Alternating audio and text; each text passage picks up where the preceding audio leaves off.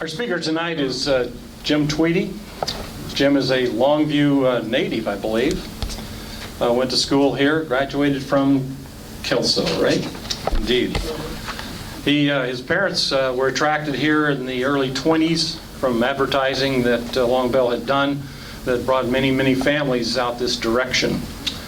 He was enamored during a class tour of the mills that kind of stuck. He decided he wanted to do that, and it was that's what he did for from roughly, where are we here, Jim? 1948, and for, well, I'll let him tell you the rest, but a very long time through Long Bell at a number of locations that you're going to get to see, to concluding a career with Weyerhaeuser for many years also.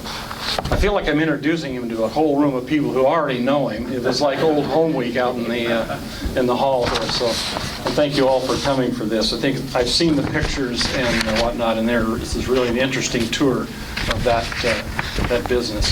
This is the perfect bookend. If you were here last month, Abe Ott was here and talked about what I call the spin up of R.A. Long in relation to Longview as a city, as a mill city. This is kind of the same thing, only it's the business. It's the spin up to Long Bell as a business. And they're very different, yet they do kind of track right along beside each other. So if you were here last month, if you can kind of roll that on the side, that will be good also. So with no further ado, I'm going to turn this over to Jim, and I'll take the clicker and the radio.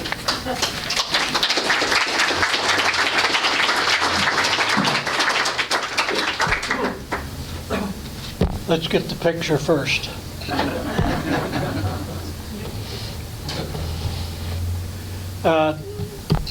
Long Bell started as a company in 1875.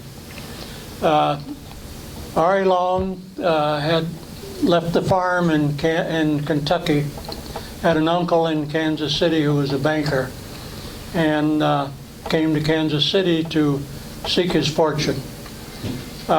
He ran into an opportunity to sell hay during the summertime with two partners, his cousin Robert White and Victor Bell. The hay didn't turn out too well. It was too brown, wasn't saleable, but they had it covered with a load of lumber that they had bought to protect it. Turned out the lumber returned more than the hay ever would have. People in the community of Columbus, Kansas persuaded the three to enter into the retail business. And so they incorporated, three of them, and it turns out that R.A. Long was the general manager, the office manager, salesman, and the laborer. Robert White went back to Kansas City to be a clerk in his father's bank. Victor Bell was going off to law school. So R.A. Long was the company. Over the course of a few years, they grew very rapidly. He bought out the competition in Columbus. Within 5 or 6 years, they had 7 retail yards. To digress a little bit, the southwest part of the country was growing rapidly. Oil was being discovered, oil and gas. As quickly as they found oil, the railroads followed in. Where there's railroads, communities popped up, and in all of these communities, they built one or more retail yards. So as they grew, R.A. Long's brother-in-law, Charles Wilson, came into the company, and Charles effectively ran the retail system. And so in order to supply these retail yards, Long Bell had to buy product from other people, and his first experience was buying from a wholesaler. He quickly found out that that was not the way to make money.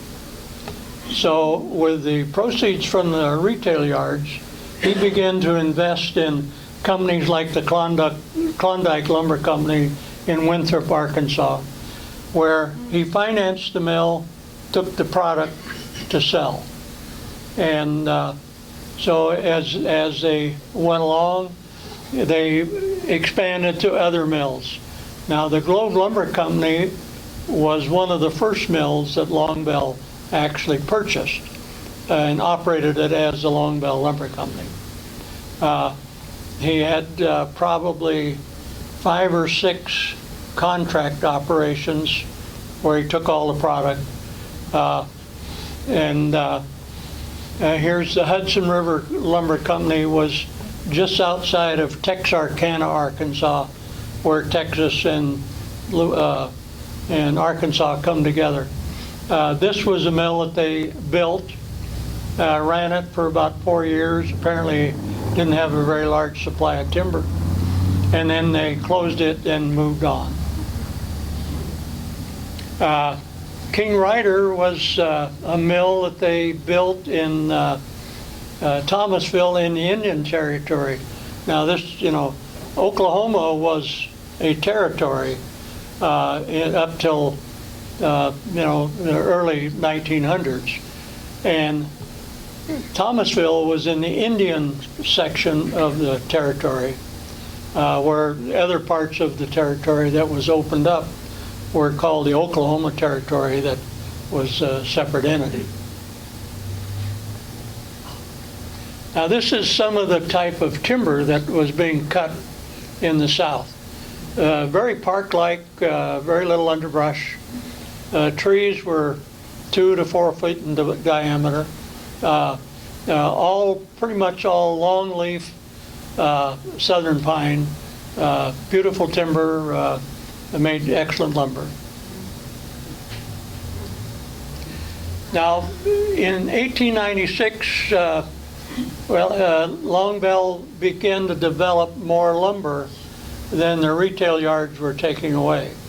So they formed a wholesale company, and it was located in Texarkana.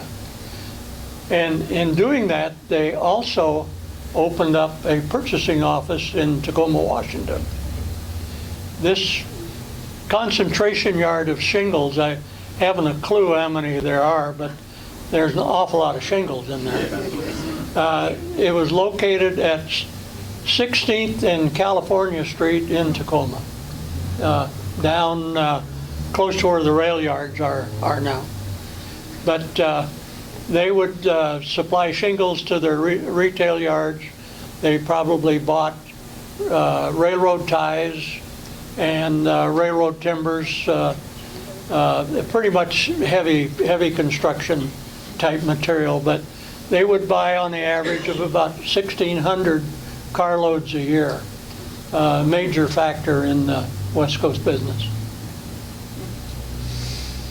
Now this is a scene from an early logging operation. It's kind of hard. I lived in the South for a long time, and with the rains, you can't hardly understand how they were going to move. But this is a typical way they moved logs in the early days, with either ox teams, horse teams, or mule teams. At one time, they had something like 179 pair of teams of animals scattered throughout their organizations. Longview made sufficient enough money in their operations that they decided to invest in the coal mines. Coal was the heating material used in those days all over the country. And so they had 6 coal mines, operated them from early 1900 till about 1912. They were good producers, but they were plagued with strikes. The mines were unionized. The railroad, who was their biggest customer, could not furnish them enough rail cars to take away the coal.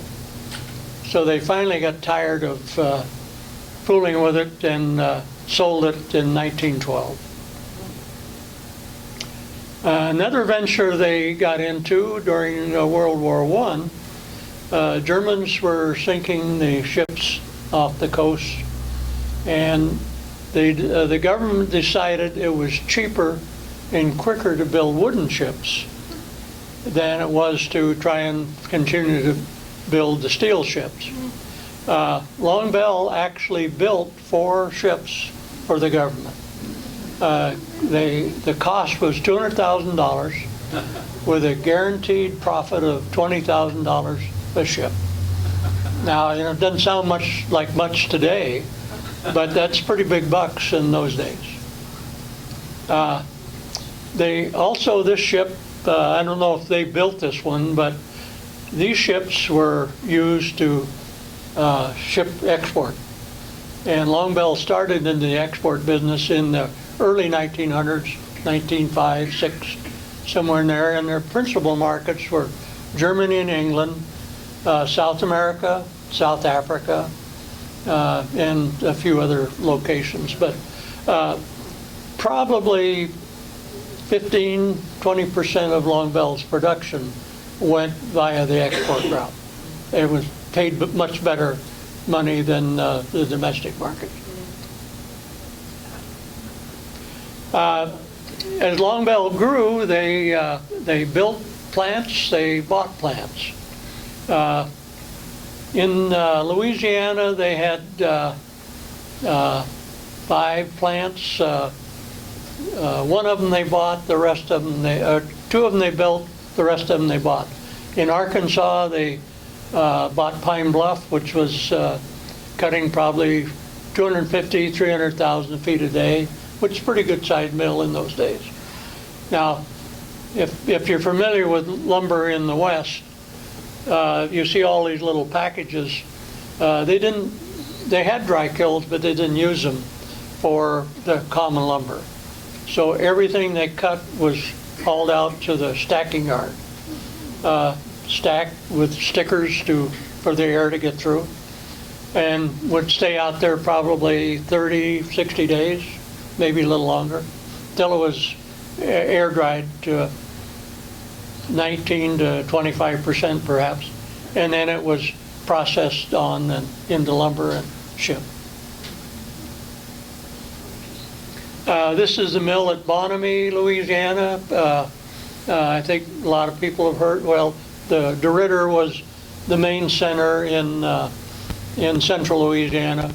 They had a mill at Bonamy. They had a mill at Ludington, which were only 3 or 4 miles apart. But they had 3 major mill complexes in that one area.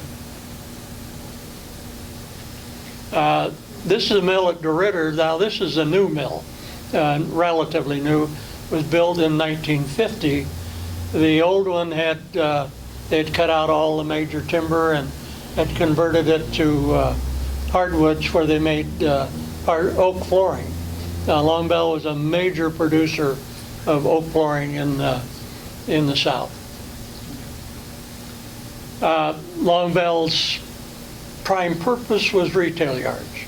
This is an example of some of the retail yards that they had. They weren't fancy, but they certainly did a good job.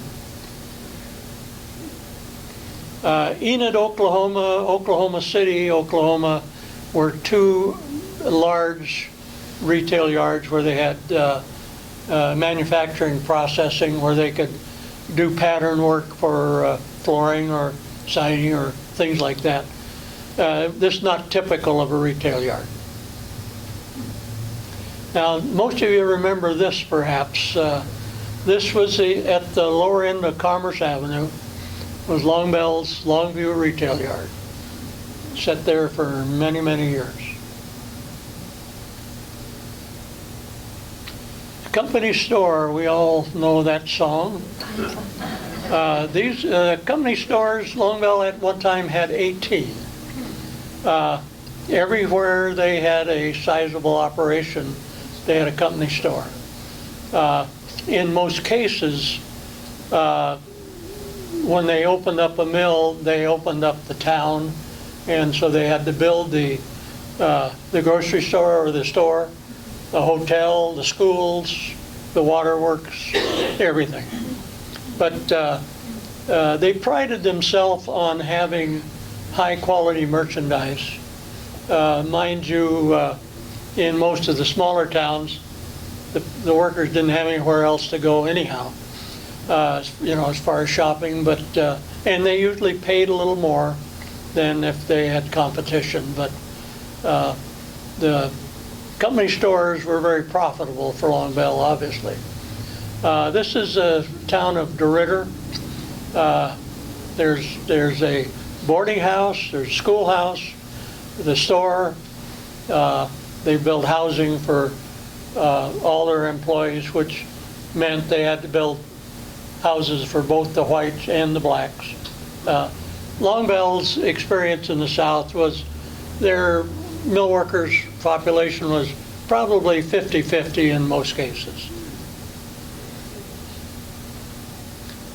This is Coffeyville, was where I had one of their coal mines, but they were really pretty classy stores. Now, in early 1900, Longview had about $100,000 invested in their company stores. That's more than what they paid for 6 coal mines, and almost as much as what their retail system cost them. So they put a lot of money into it, but the rewards were good. One of the first places that Longview moved away from the South was weed. And R.A. Long had an employee at one time, George Wendling, who ran a retail yard for them, and he decided to move off on his own, so he moved to California, invested in a retail yard, and became involved in the formation of the Weed Lumber Company, which started up in 1904. He tipped off R.A. Long that this was a pretty good investment. So R.A. Long began to invest in weed, and over the course of probably 10 years, he had a controlling interest in the company. And that was the way they logged in the early days, with large wagons, and eventually got into rail. Now this particular picture is probably in the late 20s, early 30s. It's all railroad. Longview at one time in the weed area had 170 miles of logging railroad. They logged basically almost entirely around Mount Shasta. This is about 1917. They have just finished a brand new mill. Went from about 125,000 feet a day up to 250. At that point, they began to diversify the mill and moved into door manufacturing. They were producing about 1,000 doors a day, and windows. Windows of every type you can imagine. And windows, they made about 1,500 a day. But probably another 30% of their production went into wooden boxes. We think of boxes today as cardboard, but up till after World War II, almost every box was wooden. And even here in the Douglas Fir area, large volumes of wooden box material. But this was that was their main product. Now this is weed down in the lower part of the areas, the mill section. Town of Weeds off a little bit, but very, very picturesque area. The sawmill itself is up where you see the 3 or 4 little pipes there.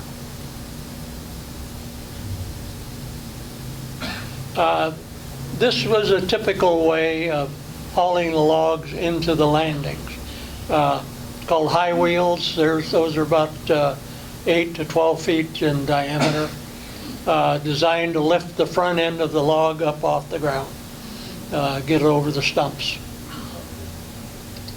Now this picture, I only threw it in there for one reason.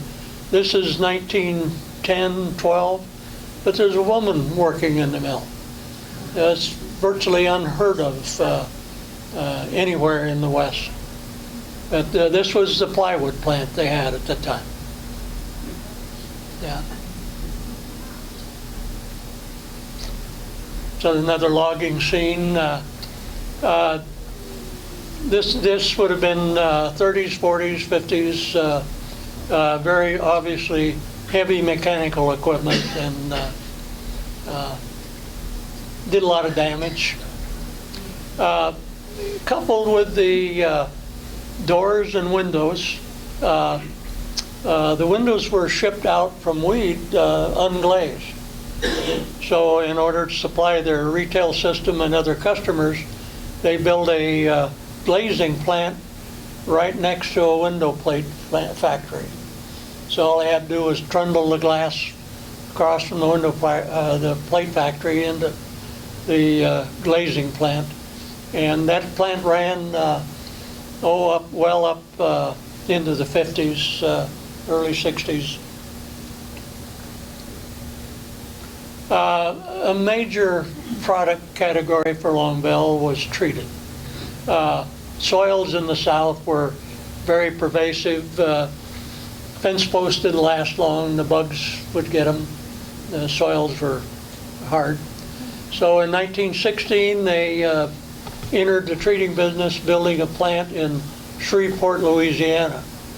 They didn't actually own the plant, but it was operated by American Treating, which over the course of their history, all of the plants began as American Treating, but eventually Longview bought them through an agreement. But American Treating even had a plant at Wana, as an example, operated by the Crossett Western people. But treating primarily in the early days was fence posts, telephone poles, and railroad ties. And over time they began treating other things, but they kept the plant at Shreveport until the 30s, moved it up to Joplin, Missouri. They opened a treating plant at DeRidder. They had a plant at Weed, plant at Marion, Indiana. This is a plant at Weed. And a plant at Navasota, Texas, which is right outside of Texas A&M. Post came primarily from thinnings. The first few years Longview was shipping posts, they were shipping 1.5 million posts a year. This is a picture of Longview. Lots of piling and telephone poles. In the 20s, Longview began to be concerned, along with a lot of other companies, with replenishing their forests. Many stories about, in the South more especially, but here too, millions of acres of cut over land that you couldn't do anything with.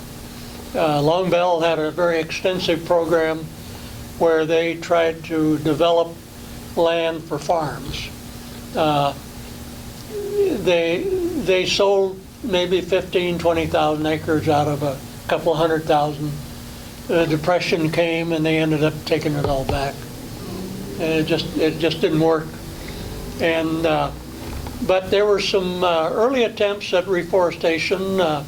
There was a company called Urana Lumber Company in central Louisiana that actually was planting young trees in 1900.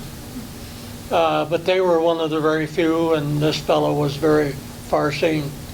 But in the 20s, Longview became concerned and put in extensive programs in both the West, South, and California, inventorying their lands and developing programs for reseeding. This is Riderwood, all done by hand, and we've honestly done full circle because you know, as we developed here in the west, we'd leave seed trees on ridges and discovered that seeds only fly about 300 feet at best. So you had large areas that going to take a long time to grow. We tried helicopter seeding and that didn't work too well. So today everything that's planted is done by hand. This is one of the plots first planted at Riderwood in the, from 24 to 30, and get prime ready for thinning and ready to go. This is a southern plantation. This is a picture of after International Paper had it, but it was planted before the merger and been thinned. So, you know, they were learning as they went, but the results were pretty spectacular. This is some more things and southern plantations. Longview was a big believer in advertising. In my research, I had access to the American Lumberman, and I don't believe I went through one, and they came out every week. They had an ad virtually every week until the Depression. And then their funds were obviously tight, so they didn't advertise for a while, but they advertised it every way they could. With the building of Longview, they expanded their advertising to reach a different category of people, because these were obviously pointed toward retail yards and architects and those kind of customers. They began to advertise in the Liberty magazine, the Saturday Evening Post, those type literary digests, because they wanted people to come to Longview to buy their houses and work in their mills. That's how my family got here.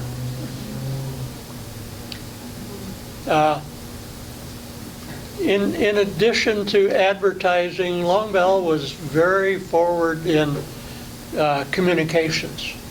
In the mid-20s, they had the first national direct wire line from Kansas City to Weed and Longview. Shortly after that, they got into photo devices over the telephone line where they could send pictures in a quick order. If somebody needed an immediate shipment, they could immediately get it to the mill and get the car number back. Otherwise, it would take a week, 10 days, 2 weeks for an order to get to the mill. In about 1918, now these are kind of fuzzy pictures, but the intention is the size of the timber versus, you know, the people that are showing up there. In the South, timberlands would supply about 6,000 feet to the acre. In timber like this, you're going to get 100,000 feet to the acre. That's not totally typical, but fairly common. And so, you know, they were looking at some gigantic timber.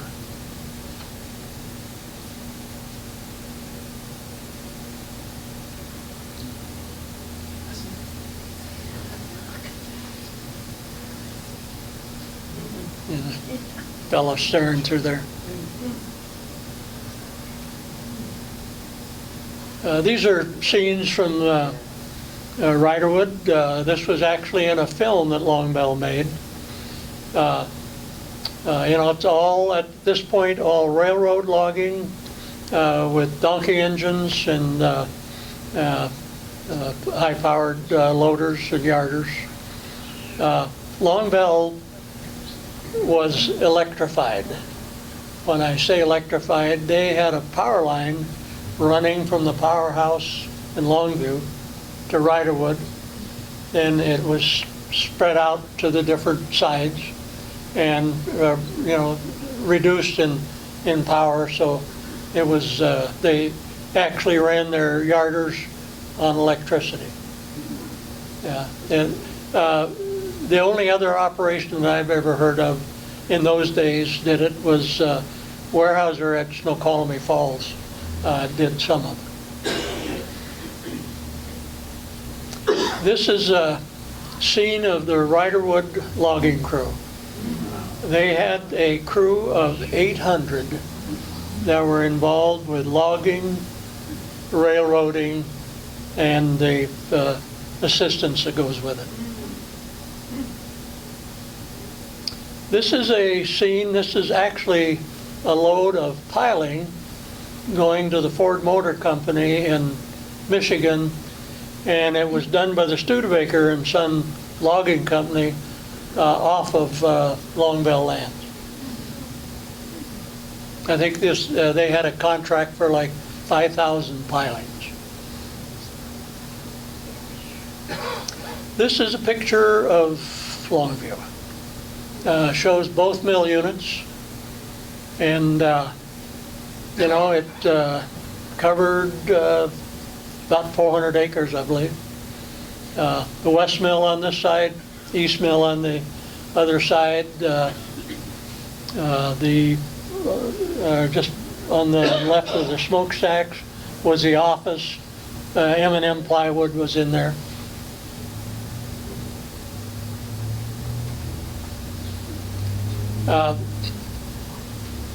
This is a log barn going into the west mill. Now, Longview built this mill, had the capacity to cut almost 400 million feet a year. Original plans called for the 2 sawmills, factory. They were going to have a door plant and a window plant and a plywood plant, and plus a shingle mill. The door and window plant and the plywood plant were not built because Longview ended up spending more money than they really had to get this going, plus the town of Longview. But before that, the West Coast was overproducing. There's so many mills all cutting as fast as they could. Timber taxation was erroneous or onerous. You're taxed on your timber as if you were growing corn. So you paid taxes every year, whether you had timber on it or not. At the same time, Longview built their mill. Oregon American at Vernonia built a new mill. Weyerhaeuser built a mill the same size as Longview at Lewiston, Idaho, followed by same size mill at Klamath Falls and at Longview. So they were doomed in a way before they started. R.A. Long was quoted at saying that they had not paid a dividend since 1927. Longview was not profitable until the mid-40s. It just, it was just so much it spent. They went into receivership. They had been selling bonds to finance their operations. They couldn't pay for the bonds, so they were forced to reorganize. Fortunately, the people that owned the bonds were patient, if you will, and they vowed that they would pay off every penny they owed, and they did. But it took till 1943 to do it.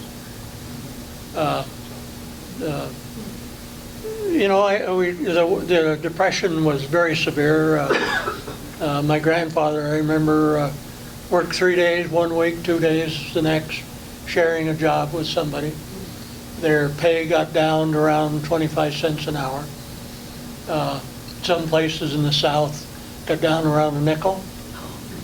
So it was a severe time, and but over the course of the years, they obviously the war came along. Things did improve in 35, 36, had another recession in 37, 38, then after 38, then things began to pick up. Europe was about to go to war. There was lots of business from those people, and so it put a prop under Longview and allowed them to recover. Export, as in the South, was just or more important in the West. About 30% of Longview's production went into export. They had the ability to cut very large timbers, long timbers. One timber that they cut was 34 by 34, 80 foot long, and went into the Panama Canal for us. Dredge spud is what they called it, but citing Longview altogether, the Longview, LaPorte, and Weyerhaeuser, they do 500-600 ships a year. Some of them taking as much as 4 to 5 million feet of lifting, which is a lot. Sample of some of the timbers they cut.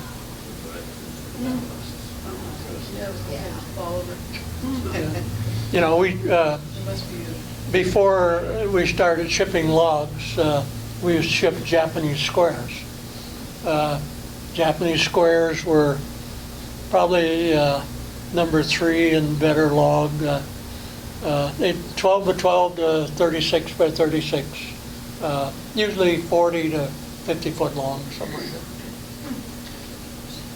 This is a different scene in the sawmill. Now this is Vaughan, Oregon. Longview recovered well enough.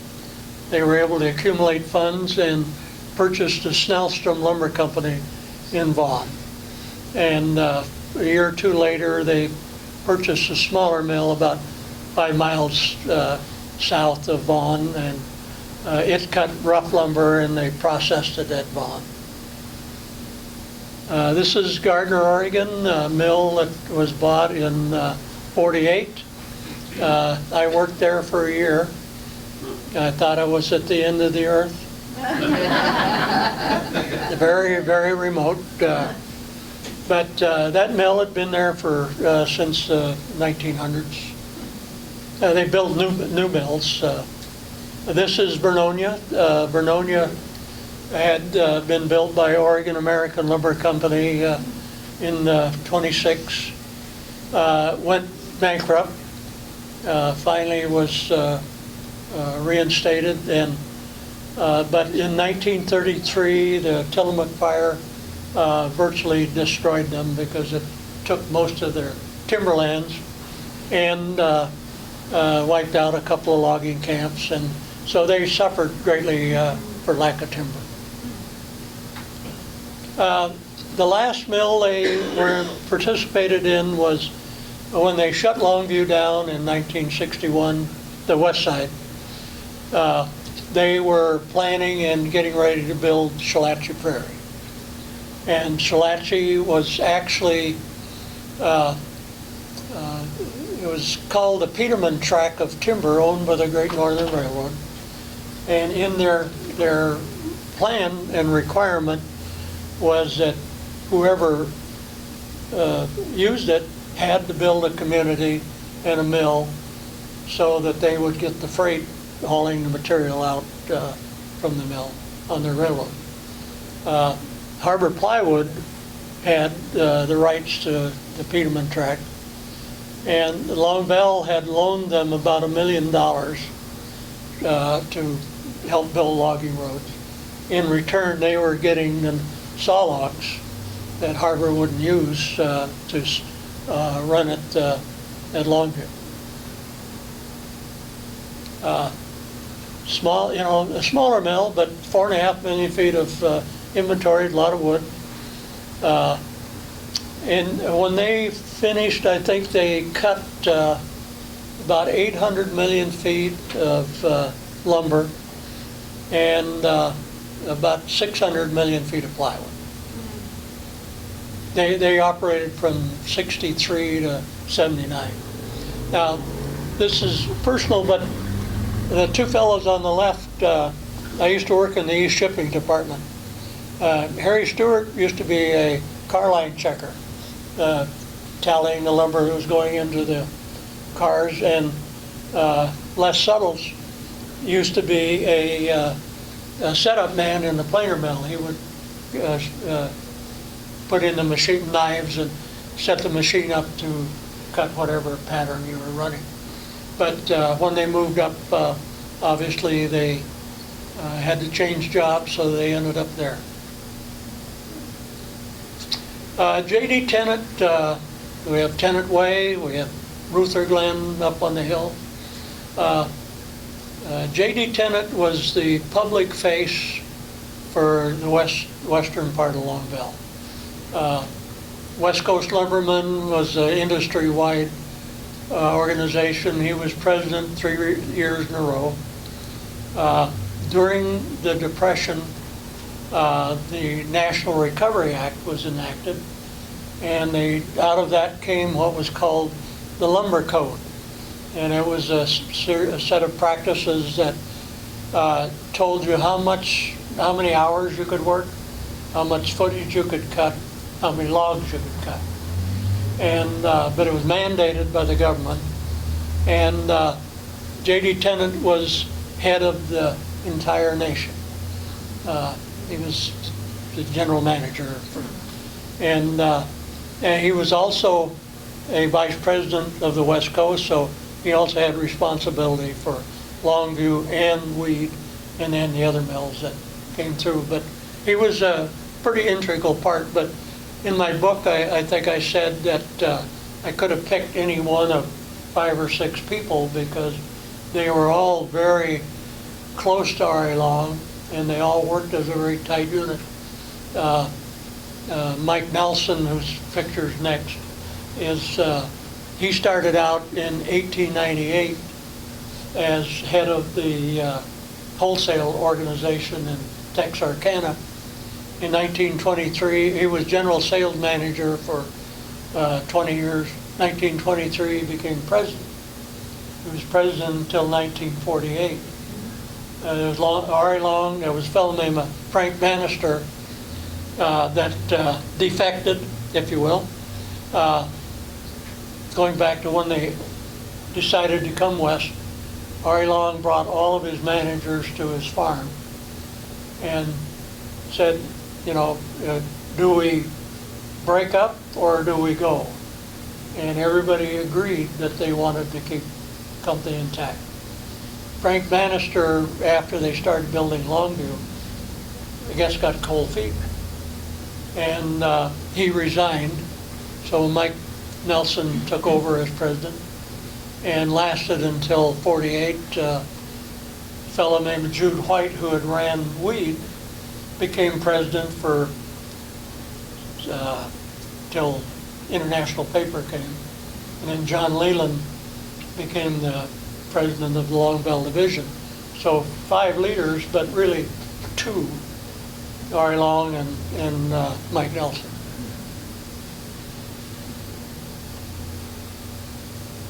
That's the book.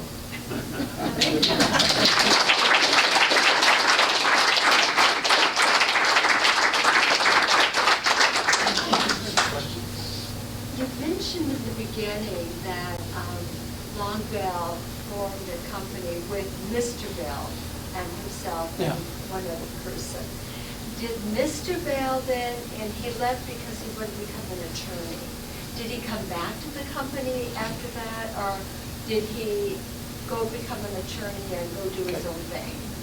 I left that part out probably on purpose, but the 3 of them incorporated the company in 1875, 76. Robert White became ill and died. Okay. So Victor Bell and Ari Long bought his share. They incorporated the company. Victor Bell became an investor. He became a passive owner, so that he was in the company, but he had no part of it. You know, as far as managing, he collected his coupons. Jim, was M&M Plywood part of Longview, or was it a separate company? Was M&M Plywood part of Longview? M&M Plywood was a separate company.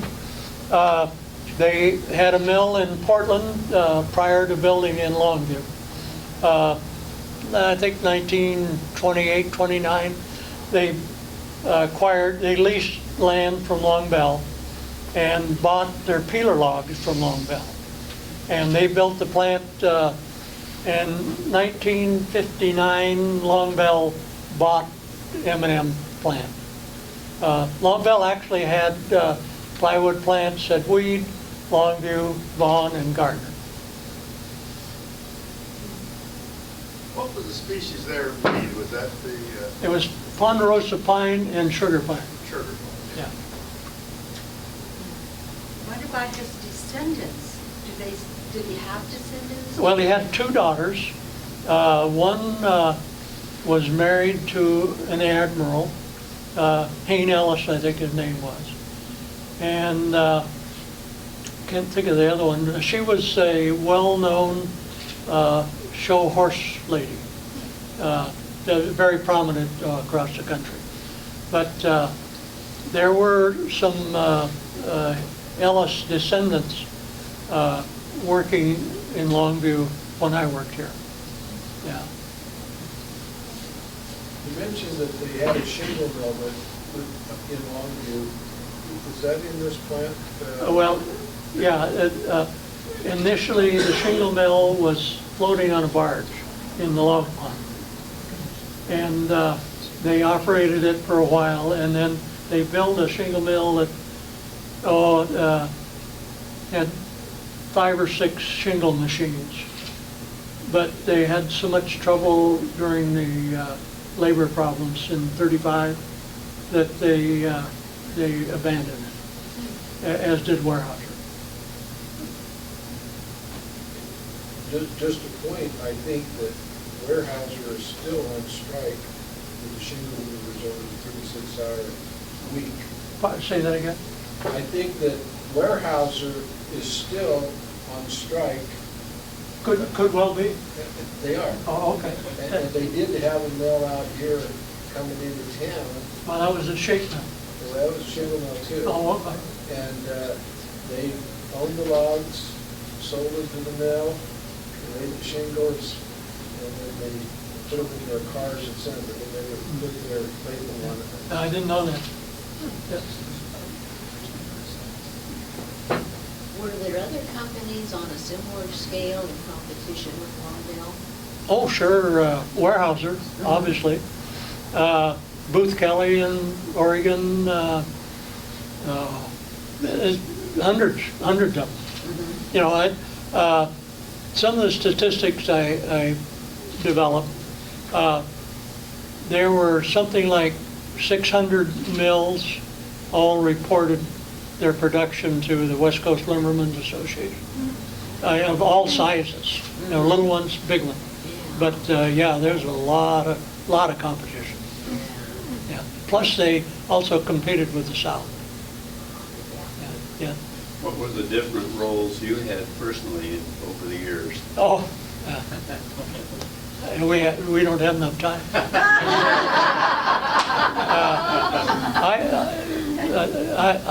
I started in the East Mill, working in the drop sorter, where you sort the lumber for lengths, and then you divide it into heart and sap. I learned how to grade, so I graded on the green chain. I graded in the planer mill. I worked in the shipping, picked up, stacked, but I ended up in the shipping office. And I wrote pickup tickets where you develop for an order. When I went to Gardner, I went during a strike. They shut, the East Mill had shut down in '54. And they had a little particle board plant on the plant site. I worked in that for a little while.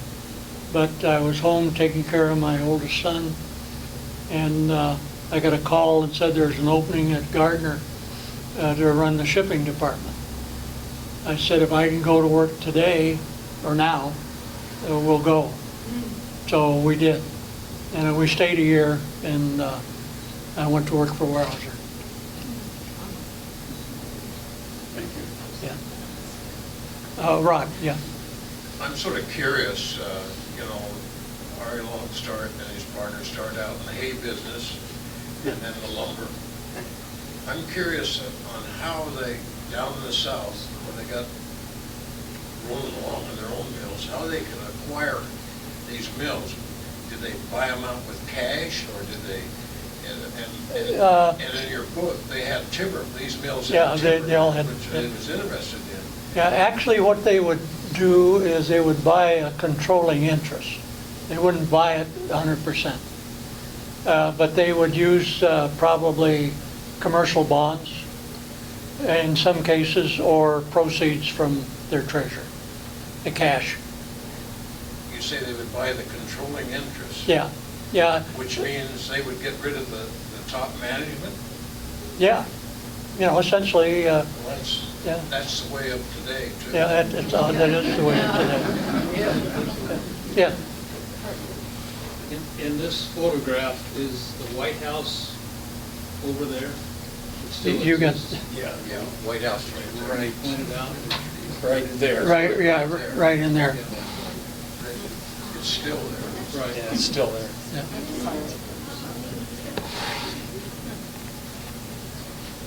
Can you tell us how Longview happened to merge with International Paper? I honestly don't know. I'd only be guessing. I would have to say that their management was getting very old, and they didn't have an awful lot of people coming up behind them.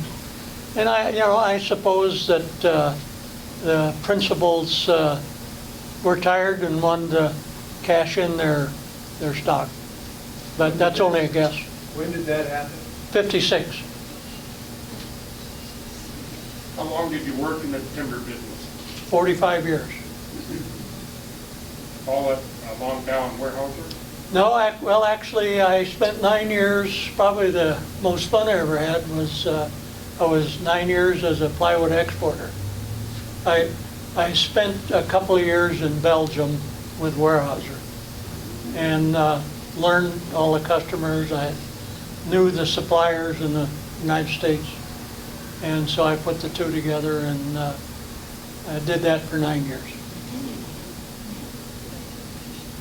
Yes. I read a statement one time, I don't know if it's true or not, but it said that the Longview mill here had cut enough lumber to build 8 billion three-bedroom homes. Is that correct? Not 8 billion, no, that's too many.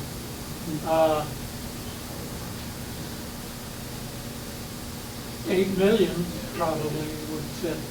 About 10,000 feet to a house. A lot of lumber. Yeah. Yeah, actually, all of the timber that we could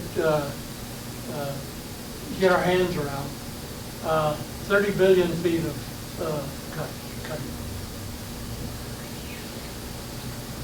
Jim, you mentioned an 80-foot long timber being cut. Is that the longest one they ever cut, do you know? And did they do that on a regular basis, or was that a special? Oh, that would be special. They could do it on a regular basis, but timber that size is, you don't have that many uses. Now, Ostrander up the river, their specialty was cutting big long timbers. They could cut up to 150 feet long. But, to do that, you have to pick your tree, you have to get it in and handle it very carefully, but they made a specialty of it. Yeah. Longview had a research department. Yes. And they actually came up with some new things.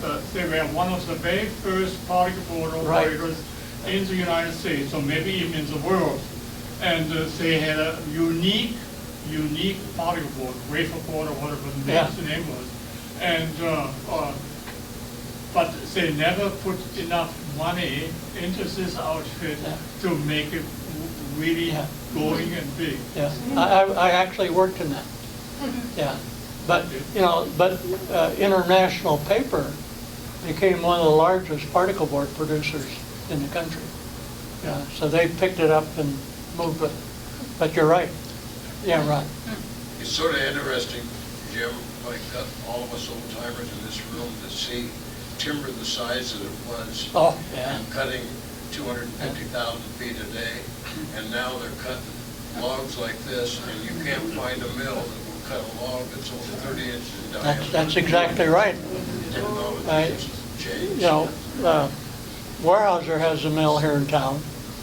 They cut more lumber today with 300 people than the 3 mills did with about 1,500 people.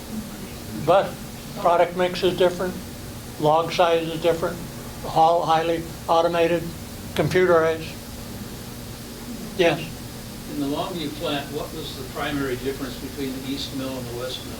The west mill cut the logs over 36 inches. So they cut the big log that you saw. That was their specialty. The east mill cut hemlock, cedar, small cedar, and Doug fir 36 inches and smaller. Yeah, the dimension lumber came through the east mill, essentially. We're going to leave the lights dim, and I'll leave this picture up if you want to come up. If you want to come up and see it when we're done. So, Jim, thank you so much.